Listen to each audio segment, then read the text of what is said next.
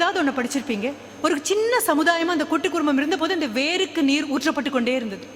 You had your personal values, you had your ethical stand.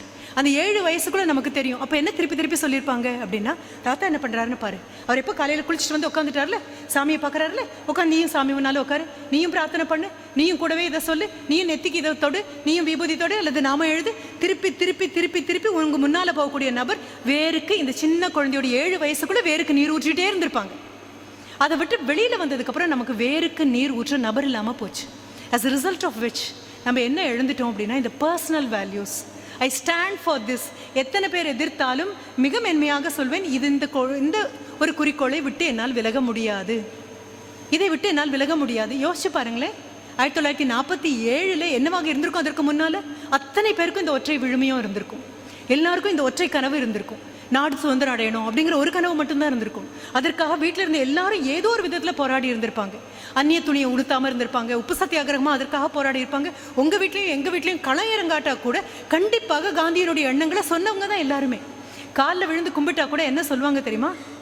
நல்லா படி அப்படிங்கிறதுக்கு முன்னால் சொல்லக்கூடியது, படித்து பெரியவனாகி நல்ல மனுஷனா வா, நல்லா சம்பாதிக்கணும் அப்படிங்கிறது சொல்ல தலைமுறையே அல்ல அது. அப்புறம் வந்து நாம இந்த வேருக்கு நீர் ஊற்றாமல் போகும்போது you to not have your personal values.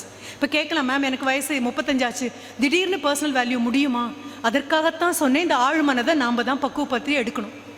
இல்லைன்னா ஹிப்னாசிஸ்க்கு போனீங்கன்னா என்னென்ன உணர்வுகள் உங்களுக்கு வரணுமோ, என்னென்ன உண்மைகள் உங்களுக்குள்ளே போகணுமோ, 5 வயதுக்கு உங்களை கூட்டிகிட்டு போய் மனது அந்த நெகிழித்தன்மையில் இருக்கும்போது கொண்டு போய் விட்டுடுவாங்க. இந்த பர்சனல் வேல்யூஸ் கொஞ்சம் தடம் புரளும் பொழுது கண்டிப்பாக என்ன ஆகும் அப்படின்னா, டொமஸ்டிக் வேல்யூஸ் மாறும். தனிநபராக உங்களுக்கு விழுமியங்கள் இல்லாமல் போகும்போது குடும்பத்திற்காக உங்களுக்கு விழுமியங்கள் இல்லாமல் போகும்.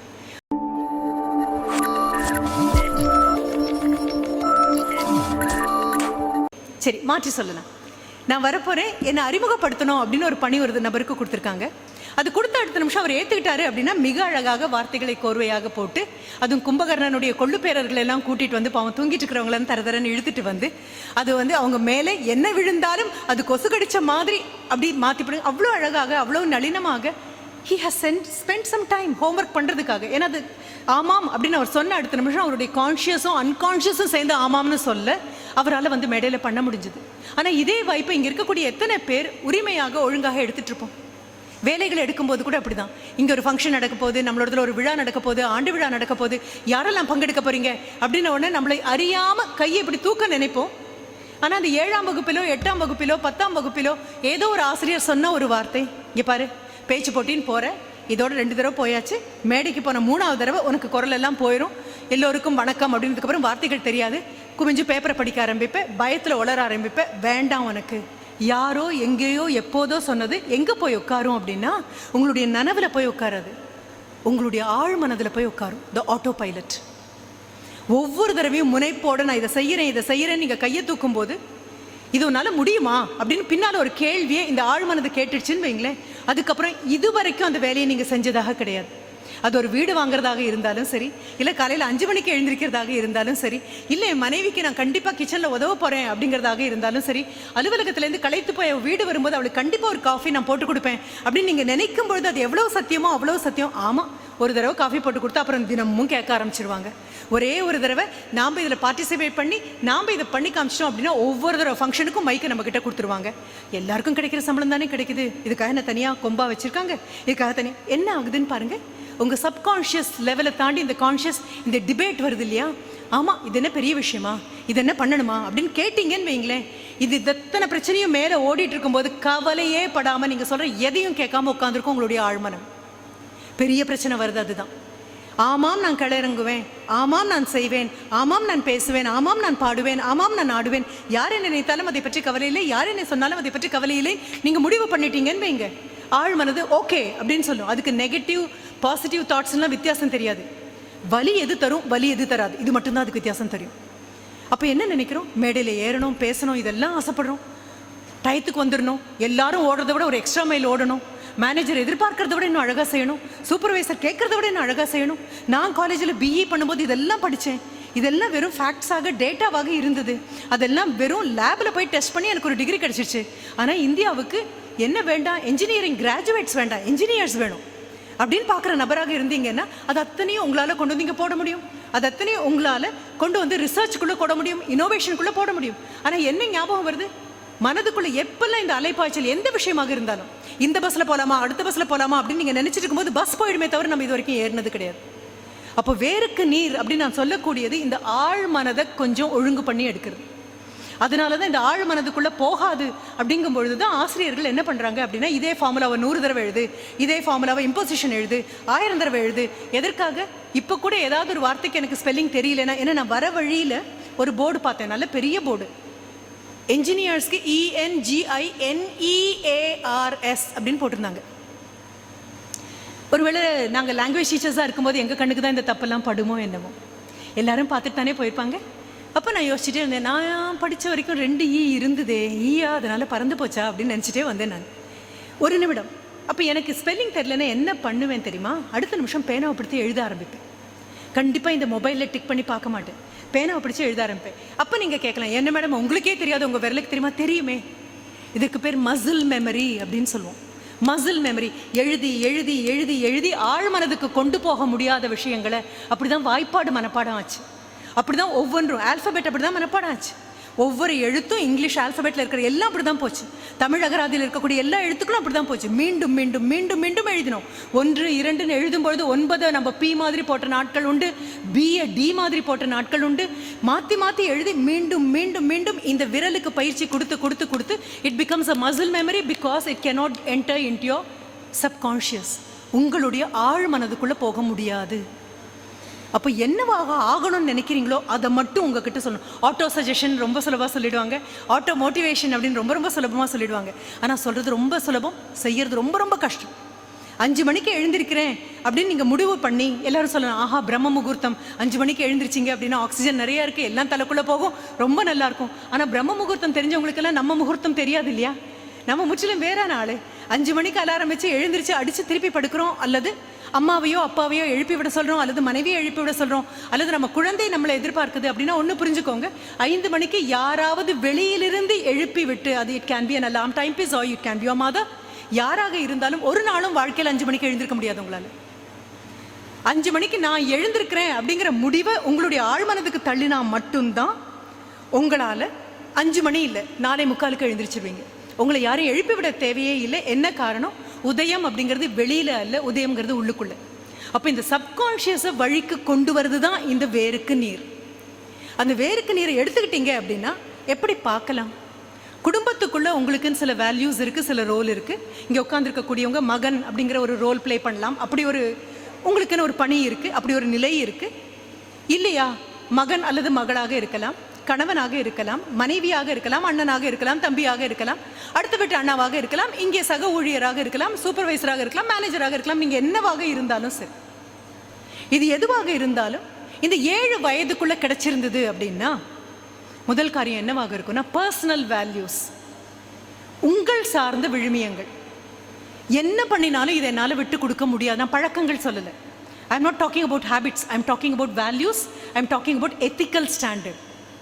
ஆமாம், என்ன சொன்னாலும் இதை பண்ண முடியாது. யாரும் பார்க்காததுனால அல்ல, என் பின்னாலே யாராவது பார்த்துட்டு இருக்காங்களா அப்படிங்கிறதுக்காக இல்லை. இந்த பார்த்துட்டு இருக்காங்களா அப்படிங்கும்போது கூட எனக்கு ஞாபகம் வரக்கூடிய ஒரு சின்ன கதை, எப்போவோ படித்த ஒரு குட்டி கதை. அது ஒரு சின்ன குழந்தை இருக்கான், மீறி போனால் ஒரு 7ஆம் கிளாஸ் படிக்கலாம், அவ்வளோதான், 12 வயசு இருந்தால் அதிகம். பொய் சொல்ல மாட்டான், தெரியாதுன்னு இல்லை, பொய் சொல்ல மாட்டான்.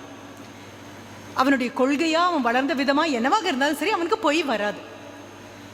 இப்போ என்னாச்சு, அவன் கூட படிக்கக்கூடிய குழந்தைக்கு பொய் அல்ல, பொய் வேற புழுகிறது வேறன்னு சொல்லுவோம். சின்ன வயசில் பொய் இருக்காது, புழுகிறது இருக்கும். இந்த புழுகிறது அப்படின்னா bluff is different from a lie அப்படின்னு சொல்லுவோம். bluffing is just to escape, lie is something very serious. போய் இந்த பையன் போய் அவங்க அம்மாட்ட சொல்கிறான், அம்மா எனக்கு ஃப்ரெண்ட் இருக்காம்மா, பொய்யே வரமாட்டேங்குதுமா, அவனுக்கு என்ன சொன்னாலும் பொய்யே வரமாட்டேங்குது. அம்மா கேட்குறாங்க, அவனுக்கு ஏதாவது ஒரு வீக்னஸ் இருக்காடா, அவனுக்கு ஏதாவது ரொம்ப பிடிக்குமா? அம்மா அவனுக்கு ஸ்வீட்ஸ்னால் ரொம்ப பிடிக்குமா, நீங்கள் என் பர்த்டே அன்றைக்கி பாயசம் பண்ணி கொடுத்தீங்கல்ல, எனக்கு கூட கொடுக்கல, அவனே தான் உட்காந்து குடித்தான் எல்லாம், அவனுக்கு ரொம்ப பிடிக்குமா. சரி, நீ என்ன பண்ணுற, நாளைக்கு அவனை வீட்டுக்கு கூப்பிட்டு வர, எப்படியும் சாயங்காலம் வரும்போது எல்லாம் யூ வில் ஆல் பி ஃபேமிஷ்ட், ரொம்ப ரொம்ப பசியோடு வருவீங்க. வீட்டு வாசலுக்கு வந்தோடனே, டே எங்கள் அம்மா என்னமோ வாங்கிட்டு வர சொன்னாங்கடா, நான் மறந்துட்டேன்டா, காலையில் வரும்போதே சொன்னாங்கடா அப்படின்ட்டு நீ அவனை விட்டுட்டு போயிடு, அவன் உள்ளே வந்து உட்காரட்டும், மற்றது நான் பார்த்துக்கிறேன். நம்ம பல பேர் இது மாதிரி பண்ணுவோம். இப்போ இந்த குழந்தை வரான், எப்பவும் போல நண்பன் அம்மா சொன்ன மாதிரி விட்டுட்டு போயாச்சு. இந்த குட்டி பையன் உள்ளே வந்து உட்காந்துட்டான். டேபிள் இருக்குது, ரொம்ப பசி குழந்தைக்கு, கண்ணிலெல்லாம் அப்படி பூச்சி பறக்கிற மாதிரி பசியாக இருக்குது. முன்னால் பாயசம் வச்சுருக்கு. பார்த்துட்டு உட்காந்துட்ருக்கான். இவனை இந்த சோதனைக்கு ஆட்படுத்திய அந்த குட்டி பையனும் அவங்க அம்மாவும் மறைவிலிருந்து பார்த்துட்டே இருக்காங்க. 5 நிமிஷம் ஆச்சு, 10 நிமிஷம் ஆச்சு, 15 நிமிஷம் ஆச்சு. பார்க்குறான், மறுபடியும் கையை தேய்ச்சிட்டு மறுபடியும் பார்த்துட்டு உட்காந்துட்ருக்கான். இதற்கப்புறமும் காத்துட்டு இருக்கக்கூடாது, பாயசம் ஆறி போயிடும் அப்படின்ட்டு அந்த அம்மா வராங்க. வெளியில் வந்து, ஏய் உனக்காக தான் வச்சுருக்கேன், எடுத்து குடிக்க வேண்டியது தானே. இல்லை நீங்கள் யாருமே இல்லையே அப்படின்னு குழந்தை சொல்கிறான். இல்லையே, நாங்கள் யாரும் பார்க்கறதுக்கு உன்னை யாரும் பார்க்கறதுக்கு இல்லையே அப்படின்னு ஒன்று குழந்தை சொல்கிற பதில் ரொம்ப அழகாக இருக்கும். நீங்கள் யாரும் பார்க்கல, ஆனால் நான் பார்த்தேனே அப்படின்னு சொல்லுவான். என்ன அதுக்கு பொருள்? நான் செய்கிறத நான் பார்த்தேனே அப்படின்னு பொருள். நான் செய்கிறத வேறு யாரும் பார்க்க வேண்டாம். நான் இப்போது நினைப்பேன், if you have a vision you don't need supervision அப்படின்னு நினைப்பேன். என்ன செய்யணும்னு எனக்கு தெரியுமே, ஆனால் எனக்கு பின்னால் இருந்து முதுகு பின்னால் யாரும் மூச்சு விட வேண்டிய அவசியம் இல்லை. இன்றைக்கி என்னுடைய சூப்பர்வைசர், என்னுடைய ஹெட் அவர் இன்றைக்கி வேலைக்கு வரல, இன்றைக்கி அவர் லீவுன்னு அப்பாடா அப்படின்னு மூச்சு விட வேண்டிய அவசியமே கிடையாது. ஏன்னா என்னுடைய பாஸ் நான் தான், என்னுடைய தலைவன் நான் தான், என்ன நான் தான் பார்க்குறேன். எனக்கு சர்வைலன்ஸ் கேமரா எதுவுமே தேவையில்லை. என் கண்கள்லேருந்து நான் ஒரு நாளும் தப்பிச்சதே கிடையாது. அப்படி உங்களால் எடுக்க முடியும் அப்படின்னா this is a personal value. இந்த பர்சனல் வேல்யூ நான் சின்ன உதாரணம் தான் கொடுத்தேன். எதுவாக வேணாலும் இருக்கலாம். நேரத்துக்கு வரதாக இருக்கலாம், என்ன திருத்தமான ஆடை அணியக்கூடியதாக இருக்கலாம், நல்ல இனிமையான வார்த்தைகள் பேசக்கூடியதாக இருக்கலாம், வரக்கூடிய கோபத்தை கூட நெறிப்படுத்தி வெளிப்படுத்தக்கூடிய தன்மையாக இருக்கலாம். இதெல்லாம் இந்த 7 வயசுக்குள்ளே வீட்டில் வந்திருக்குமே. அதனால தான் தாத்தா பாட்டியோடு இருக்கக்கூடியது அப்படின்னு நம்ம சொல்கிறோம் இல்லையா. கூட்டு குடும்பம் சிதைந்து போன போது இந்த வேருக்கு நீர் தான் மறுக்கப்பட்டது. அதுதான் உண்மை. இந்த கூட்டு குடும்பம் சிதைந்து போன போது நான் சொல்லக்கூடியது, அம்மாவுடைய அப்பாவும் அம்மாவும், அப்பாவுடைய அப்பாவும் அம்மாவும் ஒரு குழந்தை அப்படின்னா 6 பெரியவங்களுக்கு நடுவில் ஒரு குழந்தை சிக்கிட்டு இருக்குன்னு அர்த்தம். I am not talking about that. அது கூட்டு குடும்பம் அல்ல, அது ஒரு கட்டாயம். நான் சொல்லக்கூடியது அத்தை, சித்தி, மாமா எல்லாரும் இருக்கக்கூடியது. அது ஒரு சின்ன சமுதாயம் மாதிரி இருக்கும். அப்பா கண்டிக்கல அப்படின்னா பெரியப்பா கிட்ட அடி வாங்கியிருப்போம். பெரியப்பா பார்க்காம விட்டுட்டாரு அப்படின்னா மாமா கண்டிப்பாக காதை பிடிச்சி திருகியிருப்பாரு.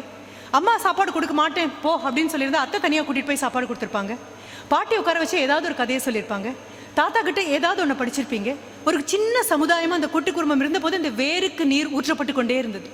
You had your personal values, you had your ethical stand.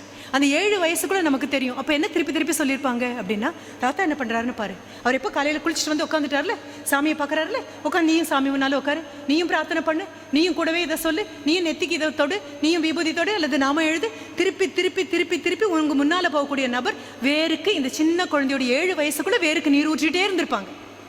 அதை விட்டு வெளியில் வந்ததுக்கப்புறம் நமக்கு வேருக்கு நீர் ஊற்ற நபர் இல்லாமல் போச்சு. as a result of which நம்ம என்ன எழுந்துட்டோம் அப்படின்னா, இந்த personal values, I stand for this. எத்தனை பேர் எதிர்த்தாலும் மிக மென்மையாக சொல்வேன், இந்த ஒரு குறிக்கோளை விட்டு என்னால் விலக முடியாது, இதை விட்டு என்னால் விலக முடியாது. யோசிச்சு பாருங்களேன், 1947 என்னவாக இருந்திருக்கும்? அதற்கு முன்னால் அத்தனை பேருக்கும் இந்த ஒற்றை விழுமையும் இருந்திருக்கும். எல்லாருக்கும் இந்த ஒற்றை கனவு இருந்திருக்கும். நாடு சுதந்திரம் அடையணும் அப்படிங்கிற ஒரு கனவு மட்டும்தான் இருந்திருக்கும். அதற்காக வீட்டில் இருந்த எல்லாரும் ஏதோ ஒரு விதத்தில் போராடி இருந்திருப்பாங்க. அந்நிய துணியை உடுத்தாமல் இருந்திருப்பாங்க. உப்பு சத்தியாகிரகமாக அதற்காக போராடி இருப்பாங்க. உங்கள் வீட்லையும் எங்கள் வீட்லையும் களயிறங்காட்டா கூட கண்டிப்பாக காந்தியனுடைய எண்ணங்களை சொன்னவங்க தான் எல்லாருமே. காலில் விழுந்து கும்பிட்டா கூட என்ன சொல்லுவாங்க தெரியுமா?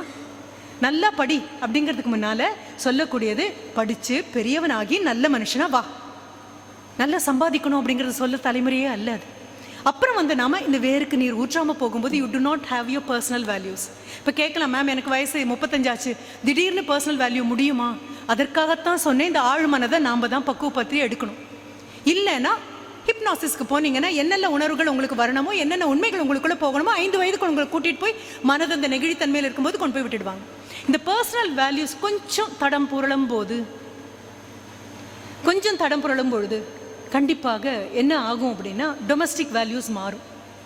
தனிநபராக உங்களுக்கு விழுமியங்கள் இல்லாமல் போகும்போது குடும்பத்திற்காக உங்களுக்கு விழுமியங்கள் இல்லாமல் போகும். வீட்டில் நீங்கள் செய்ய வேண்டிய வேலை அப்படின்னு உங்களுக்காக திட்டவட்டமாக குழந்தை பருவத்தை நான் சொன்னேன், இப்போ சொல்லலை. இப்போ கட்டாயத்தின் பேரில் பாதி பேர் நம்ம வேலையை செய்யலாம், மனைவிக்கு உதவலாம், கணவனுக்கு உதவலாம். ஆனால் நான் சொல்லக்கூடியது 7 வயதுக்கு உட்பட்டு இருக்கும்பொழுதே ஒரு காலம் இருந்தது.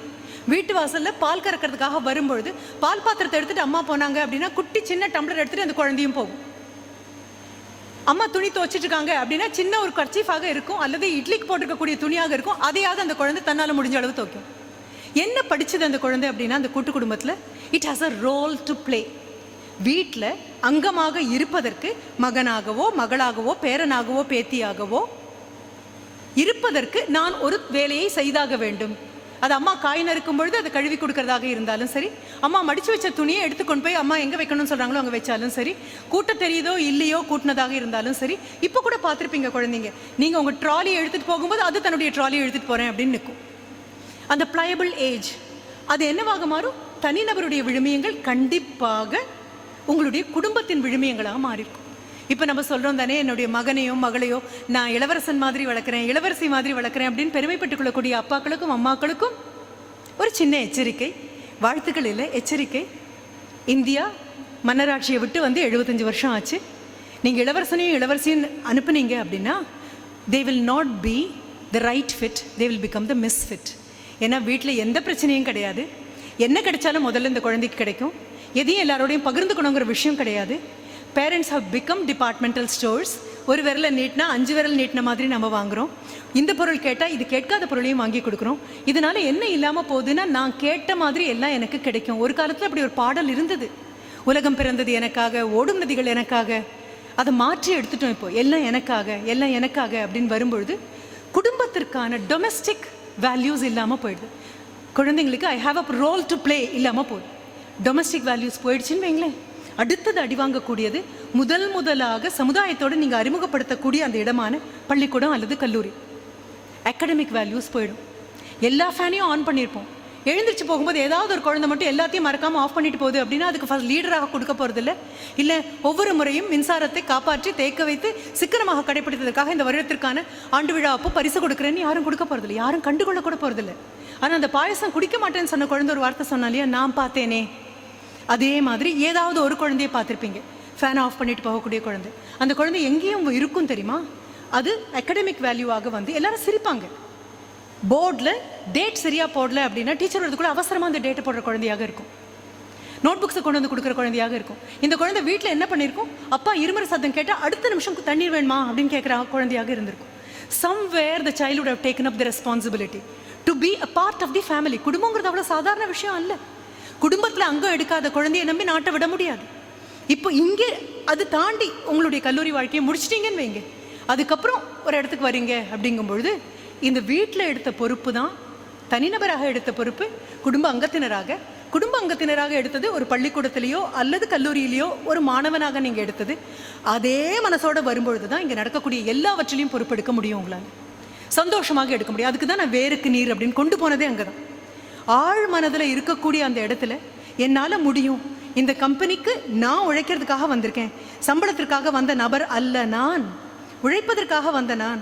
எப்பொழுதும் எல்லார்கிட்டையும் சொல்கிறது உண்டு, even God almighty cannot fix a rate for you. படைத்தவனால கூட உங்களுக்காக ஒரு விலை சொல்ல முடியாது. நீங்கள் செய்த வேலைக்கு வேண்டுமானால் சம்பளம் கொடுக்கலாமே தவிர உங்களுக்கு கொடுக்க முடியாது. nobody can give. உங்களை அவ்வளோ சுருக்கிக்காதீங்க.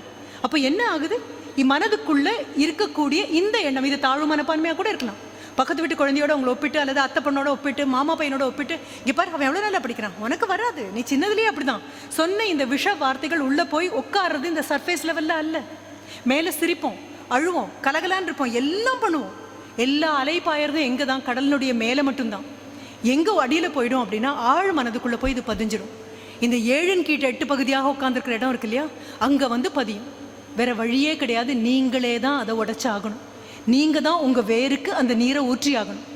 ரொம்ப கடுமையாக பேசக்கூடிய கோபம் வந்ததுன்னா I just throw words like pots and pans, அப்படியே அடித்து வீசிடுவேன். எதிரில் நிற்கிறவங்க மேலே அமில மழையாக பொழியும், ஆசிட் மாதிரி இருக்கும் என் வார்த்தை. அதில் எந்த கர்வமும் கிடையாது. அந்த வார்த்தைகள் உங்கள் வாயில் ஏன் வருதுன்னு தெரியுமா?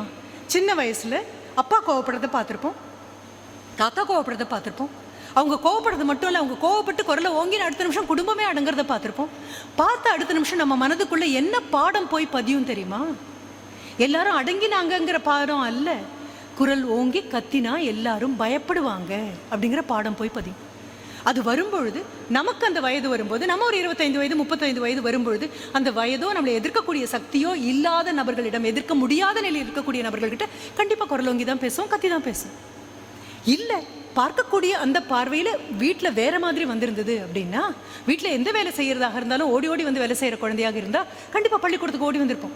பள்ளிக்கூடத்தில் டீச்சர் ஒரு சாக் பீஸ் அப்படின்னு சொன்ன போது யாரையுமே என்ன கேட்கல, அதுக்காக தான் நான் வந்தேனா அப்படின்னு சொல்லி தலையை கொஞ்சம் உட்கார்ற குழந்தைங்க எத்தனையோ இருக்கும். ஆனால் கடைசி பெஞ்சில் டீச்சர் கண்ணுக்கு தெரியாத ஒரு குழந்தை முதல்ல ஓடும், ஒரு சாக் பீஸை கொண்டு வந்து கொடுக்கும். இல்லை ஒரு டஸ்டர் கொண்டு வந்து கொடுக்கும். ஆசிரியரை ப்ளீஸ் பண்ணுறதுக்காக தப்பாக நினைக்காதீங்க. It's surely not to please the teacher. The child would like to be relevant, இருக்கக்கூடிய இடத்துக்கு பொருத்தமாக இருப்பது அப்படின்னு. என்ன வேலையாக இருந்தாலும் செய்யும், என்னதானும் இருந்தாலும் சரி. பள்ளிக்கூடத்தில் ஒரு ஆண்டு விழாவை ஓடி போய் செய்யும். அந்த குழந்தைங்களை நீங்கள் எங்கே கூட பார்த்துருக்கலாம் தெரியுமா? ஒரு பெருவெள்ளம் சென்னையில் வந்தது இல்லையா? அந்த பெருவெள்ளம் சென்னையில் வந்த பொழுது நமக்கு தெரியும், கீழ் அப்பார்ட்மெண்ட்ல எல்லாம் வெள்ளம் ஏறி எல்லாம் மாடியில் போய் நின்னாங்க அப்படிங்கிறதுலாம் தெரியும். ஹெலிகாப்டர்லேருந்து ஃபுட் பேக்கெட்ஸ் வேர் ஏர் ட்ராப்ட், மேலிருந்து உணவுப் பொட்டலங்கள் கீழே போடப்பட்டன அப்படிங்கிறது நமக்கு தெரியும். எல்லாரும் வாங்கி பிடிச்சாங்க. அந்த சம்பவத்துக்கு அப்புறம் ஒரு விழா ஒன்று நடந்தது. அந்த விழாவுக்கு போகக்கூடிய வாய்ப்பு எனக்கு கிடைச்சிது. அந்த விழாவில் யாரை பெரிய விஷயமாக கொண்டாடினாங்க அப்படின்னா, செல்லமே அப்படிங்கிற பேரில் தான் அது நடந்தது. யாரை பெரிய விஷயமாக கொண்டாடினாங்க அப்படின்னு சொன்னால், ஒரு 2 பசங்களை கொண்டாடின. 2 கூட 4 குழந்தைங்க இருப்பாங்க. இப்போ நான் பார்த்தேனே அப்படின்னு சொன்னேன்ல, அந்த பையனை விட கூட இன்னும் சின்னது, மீறி போனால் 10லேருந்து 8 வயசு இருக்கும். ரொம்ப ரொம்ப ஏழையான குழந்தைங்க. அது உருவத்துலேயும் தெரியுது, அதனுடைய வளர்ச்சியிலையும் தெரியுது. இந்த குழந்தைங்க எங்கே இருக்காங்கன்னா, அவங்களுக்கு வீடெல்லாம் ஒன்றும் கிடையாது. தண்ணீர் வருவதற்காக, நீர் கொண்டு வருவதற்கான ஒரு திட்டத்தில் வாங்கி போட்டு அந்த சிமெண்ட் பைப்ஸ் அப்படின்னு சொல்லுவோம் இல்லையா, பெரிய பெரிய சிமெண்ட் பைப். இப்போ கூட பார்க்கலாம், நீங்கள் சென்னையில் நிறைய இடங்கள் அது கிடக்கிறத பார்க்கலாம். அதற்குள்ளே தான் இவங்களுடைய வாழ்க்கை. தாய் தகப்பன், அக்கா தங்க, அண்ணன் தம்பி எல்லாரும் அதுக்குள்ளே தான். அப்போது இந்த சாதாரண அப்பார்ட்மெண்ட்ஸுக்கு தண்ணி வர்றதுக்கு முன்னால் எங்கே போயிருக்கோம் அப்படின்னா, இவங்களுடைய இடத்துக்கெல்லாம் தண்ணி வந்திருக்கும். இந்த குழந்தைங்க என்ன பண்ணுவாங்க அப்படின்னா, இவங்களுக்கு பரிசு கொடுக்கப்பட்டது. பிரேவரி அவார்டு வரைக்கும் இவங்களை ரெக்கமெண்ட் பண்ணணும்னு சொன்னாங்க. இறையன் ஐஏஎஸ் சார் கூட அந்த மீட்டிங்கில் இருந்தார். ரொம்ப பெரிய சந்தோஷம் எங்களுக்கு அந்த குழந்தைங்கள பார்த்ததுக்கு. அன்னைக்கு அந்த குழந்தைங்க வரப்போகிறாங்க, அந்த மேடை ஏற போகிறாங்க அப்படின்னா, ஒரு நல்ல ஹேண்ட் மைக்கினுடைய உயரம் கூட இல்லை அந்த குழந்தைங்க. அவங்களுக்கு புதிதாக உடை வாங்கி கொடுத்துருக்காங்க. அதுவும் வளர்கிற குழந்தை அப்படின்னா, அந்த குழந்தைய விட இன்னும் 2 மடங்கு பெரிய ட்ரெஸ்ஸாக இருந்தது. இந்த சில்ட்ரன் ஆர் சேலிங் இன்சைட் அப்படின்னு சொல்லுவேன். குழந்தைங்க எங்கே இருக்காங்கன்னு தெரியாத அளவுக்கு பெரிய உடுப்பாக இருந்தது. அவங்கள மேடை கூப்பிட்டு உங்ககிட்ட கேட்டாங்க, என்னடா பண்ணீங்க அந்த வெள்ளம் வந்த போது? இந்த மேலே போடக்கூடிய அந்த பேக்கெட் இருக்கு இல்லையா, அது எக்ஸாக்டாக எய்ம் அண்ட் ஷூட் எல்லாம் கிடையாது. அப்படியே போட்டுட்டு போவாங்க. மாடியில் விழும், கீழே இருக்கக்கூடிய வெள்ளத்துலேயும் விழும். நாங்கள் நீஞ்சி போய் அதை எடுப்போம். எடுத்து என்னடா பண்ணுவீங்க? எடுத்து நீஞ்சி கொண்டு போய் அந்த மாடியிலெல்லாம் இருக்காங்க இல்லையா, அவங்களுக்கு கொண்டு போய் கொடுத்துருவோம். அப்போ கேட்டாங்க, என்ன கேள்வி கேட்டாங்க அப்படின்னா, ஏடா உங்களுக்கு பசிக்காதாடா? உங்களுக்கு வீடே இல்லையே, தண்ணிக்குள்ளே நிற்கிறீங்க, உங்களுக்கு எல்லாம் பசிக்காதா? அந்த குழந்தை சொன்ன பதில் இருக்கு இல்லையா, அதைத்தான் நான் பர்சனல் வேல்யூ அப்படிங்கிறதுல தொடங்குறேன். அந்த குழந்தைங்க சொன்ன பதில், எங்களுக்கு பசி பழக்கம், அவனுக்கெல்லாம் பசி தாங்க மாட்டானுங்க, அதனால அவங்களுக்கு கொண்டு போய் கொடுத்துட்டோம் அப்படின்னு அந்த குழந்தைங்க சொன்னாங்க. Now you understand why they are suitable for an award. எதற்காக அவங்களுக்கு விருது வந்தது அப்படின்னு? படிப்பு அல்ல, பட்டங்கள் அல்ல, உங்களுக்கு கிடைக்கக்கூடிய விருதுகள் அல்ல, கௌரவங்கள் அல்ல, பொன்னாடை அல்ல, பூங்கொத்தொலை, எதுவுமே உங்களுடைய தனிநபரான கொள்கைக்கு பக்கத்தில் கூட வர முடியாது. உங்களுக்கு மட்டும் தெரிஞ்ச விஷயமாக இருக்கலாம். இது அந்த குழந்தைங்களுக்கு மட்டும்தான் தெரியும். அந்த குழந்தைங்களை கூப்பிட்டு நீங்கள் விருதுகள் கொடுத்து அவங்களுக்கு சாப்பாடெல்லாம் போட்டு எல்லாம் பண்ணாலும், அது பண்ணாமல் போயிருந்தாலும் இந்த குழந்தைங்களுடைய கொள்கை அதுதான். தங்களை கூப்பிடுவாங்கன்னோ, 10 பேர் பாராட்டுவாங்க அப்படின்னோ, ஆஹா ஓஹோன்னு பேசுவாங்கன்னோ அந்த குழந்தைங்க நினைக்கல. நாம் கூட பெரும்பாலும் பஸ்ஸில் ஏறும்பொழுது யாராவது கர்ப்பிணி பெண்ணுக்கு இடம் கொடுத்துட்டோம் அப்படின்னா திரும்பி பார்ப்போம், நாம் இடம் கொடுத்ததை எல்லாரும் பார்த்தாங்களா அப்படின்னு. அவ்வளவுதான் நம்மளுடைய தர்மம். ஆற்றுவாராற்றல் பசியாற்றல் அப்பசியை மாற்றுவாராற்றலிற்பின் முயூவ விளக்க உரை. தவ வலிமை உடையவரின் வலிமை பசியை பொறுத்து கொள்ளலாகும். அதுவும் அப்பசியை உணவு கொடுத்து மாற்றுகின்றவரின் ஆற்றலுக்கு பிற்பட்டதாகும். சாலமன் பாப்பையா விளக்க உரை. வல்லவர்க்கு மேலும் வலிமை. தமது பசியை பொறுத்து கொள்வதே அந்த வலிமையும் பிறர் பசியை போக்குபவரின் வலிமைக்கு அடுத்துத்தான் வலிமையாய் அமையும். கலைஞர் விளக்க உரை. பசியை பொறுத்து கொள்ளும் நோன்பை கடைப்பிடிப்பதை விட பசித்திருக்கும் ஒருவருக்கு உணவு அளிப்பதே ஆற்றுவாராற்றல் பசியாற்றல் அப்பசியை மாற்றுவாராற்றலிற்பின் முயூவ விளக்க உரை. தவ வலிமை உடையவரின் வலிமை பசியை பொறுத்து கொள்ளலாகும். அதுவும் அப்பசியை உணவு கொடுத்து மாற்றுகின்றவரின் ஆற்றலுக்கு பிற்பட்டதாகும். சாலமன் பாப்பையா விளக்க உரை. வல்லவர்க்கு மேலும் வலிமை. தமது பசியை பொறுத்து கொள்வதே அந்த வலிமையும் பிறர் பசியை போக்குபவரின் வலிமைக்கு அடுத்துத்தான் வலிமையாய் அமையும். கலைஞர் விளக்க உரை. பசியை பொறுத்து கொள்ளும் நோன்பை கடைப்பிடிப்பதை விட பசித்திருக்கும் ஒருவருக்கு உணவு அளிப்பதே ஆற்றுவாராற்றல் பசியாற்றல் அப்பசியை மாற்றுவாராற்றலிற்பின் முயூவ விளக்க உரை. தவ வலிமை உடையவரின் வலிமை பசியை பொறுத்து கொள்ளலாகும். அதுவும் அப்பசியை உணவு கொடுத்து மாற்றுகின்றவரின் ஆற்றலுக்கு பிற்பட்டதாகும். சாலமன் பாப்பையா விளக்க உரை.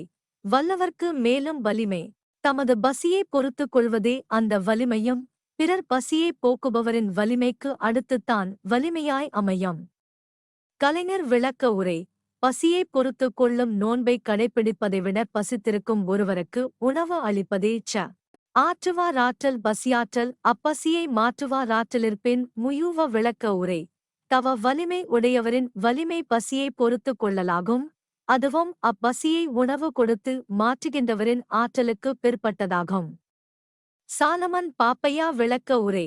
வல்லவர்க்கு மேலும் வலிமை. தமது பசியை பொறுத்துக் கொள்வதே அந்த வலிமையும், பிறர் பசியை போக்குபவரின் வலிமைக்கு அடுத்துத்தான் வலிமையாய் அமையும். கலைஞர் விளக்க உரை.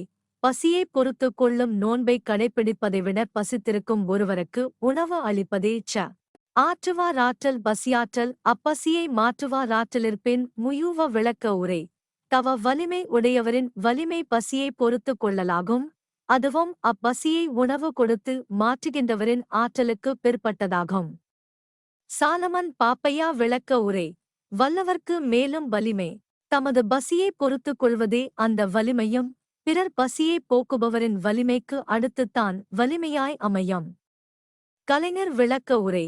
பசியை பொறுத்துக் கொள்ளும் நோன்பை கடைப்பிடிப்பதை விட பசித்திருக்கும் ஒருவருக்கு உணவு அளிப்பதே